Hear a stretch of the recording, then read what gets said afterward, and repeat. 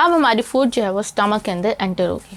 अगर मैं स्टमक की स्ट्रक्चर को देखूँ तो स्टमक जो है ये ऐसी जगह, जैसे आप देखो कि इसोफेगस तक एक लॉन्ग कॉइल टूथ थी, लेकिन स्टमक पे आगे वो ट्यूब जो है वो इनलार्ज होकर एक जेब शेप स्ट्रक्चर क्रिएट कर ले, क्योंकि आपकी बॉडी के अंदर जितनी भी मेजर डाइजेशन हो रही होती है वो आपके स्टमक में होती है। स्टमक के अंदर जो है वो उसके स्ट्रक्चर का बहुत ज़्यादा इंपॉर्टेंट रोल है उसकी डाइजेशन में।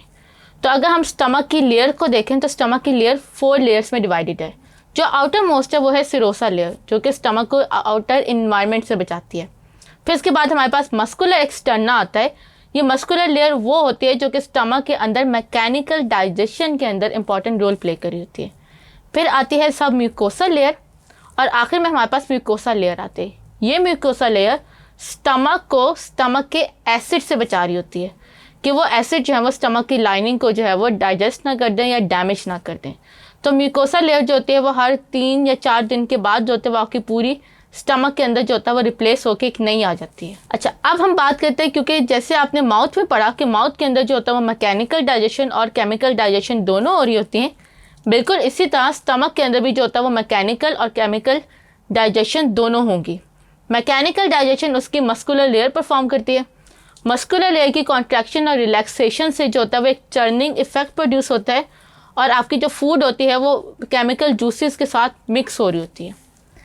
केमिकल डाइजेशन के अंदर जो होता है वो स्टमक की जो इंटरनल लाइनिंग है, जिसे सब म्यूकोसल लेयर कहते हैं, उसके अंदर जो होता है वो सेल्स, स्पेशलाइज्ड सेल्स होते हैं जो कि स्टमक के अंदर एसिड को रिलीज़ कर रहे होते हैं।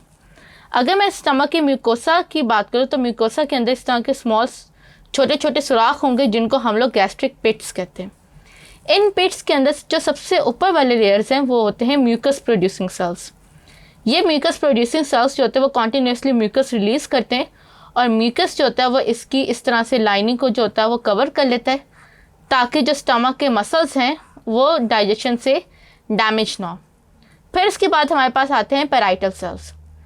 पैराइटल सेल्स HCl की जो होता है वो रिलीज़ करवा रहे होते हैं। HCl सबसे पहले आपकी स्टमक के अंदर जो फूड है उसके अंदर से जो होता है वो जितने भी बैक्टीरियाज होते हैं या हार्मफुल फॉरेन पार्टिकल्स होते हैं उनको किल करते हैं,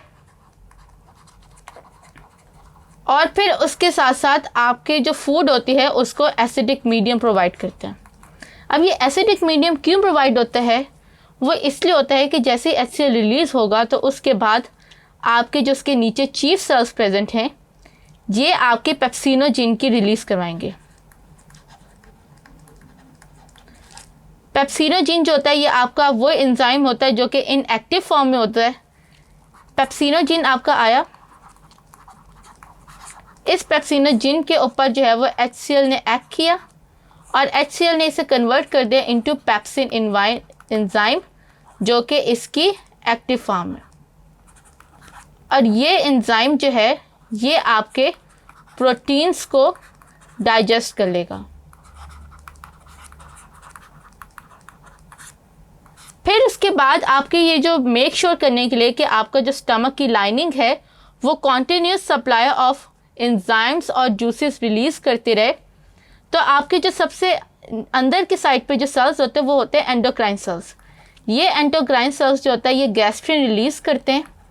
गैस्ट्रिन रिलीज़ करने से जो होता है ये गैस्ट्रिन स्टमक के अंदर जितनी भी ब्लड लाइनिंग होती है उसके अंदर जाता है, वहाँ से जो है वो ब्लड के ज़रिए दोबारा से स्टमक के ऊपर आते हैं, और फिर स्टमक को जो है वो उसको जो है वो उसके अंदर उसको इनकरेज करता है कि वो अपने हार्मोनल सिक्रीशन या अपनी जो है ये जितने भी HCl की सिक्रीशन और जितने भी एंजाइम्स की सिक्रीशन है वो ज़्यादा से ज़्यादा करे।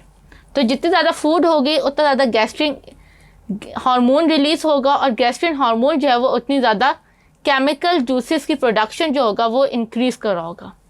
तो ये आपके एंडोक्राइन सेल्स जो हैं ये आपके स्टमक के अंदर जितने भी जूसेस होते हैं या केमिकल डाइजेशन उनको कंट्रोल कर रहे होते हैं बाय रिलीजिंग गैस्ट्रिक हार्मोन।